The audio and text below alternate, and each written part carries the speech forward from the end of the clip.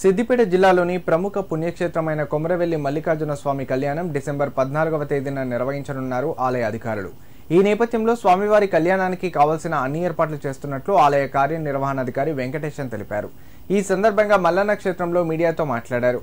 ఆలయానికి విచ్చేసే భక్తులకు ఎలాంటి అసౌకర్యం కలగకుండా అన్ని శాఖల అధికారుల సమన్వయంతో మల్లన్న కళ్యాణం నిర్వహిస్తున్నట్లు పేర్కొన్నారు. కావున భక్తులు అధిక సంఖ్యలో పాల్గొని స్వామివారి కృపకు పాత్రులు కావాలని కోరారు. శ్రీ మల్లికార్జున స్వామి దేవస్థానము కొమరవెల్లి గ్రామం మండలం సిద్దిపేట జిల్లా.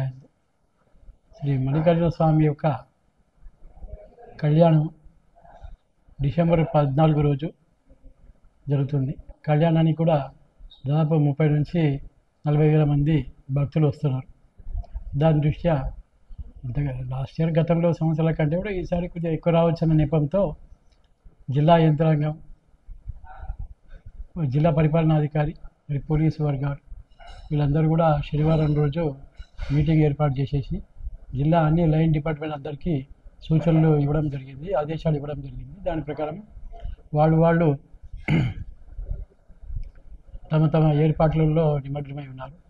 నిన్న కూడా గౌరవ ఎండోమెంట్ మంత్రివర్యులు కూడా జిల్లా కలెక్టరు, మిగతా పోలీస్ కమిషనర్ వారికి, ఇతర అన్ని లైన్ డిపార్ట్మెంట్ వారికి కూడా ఆదేశాలు ఇవ్వడం జరిగింది.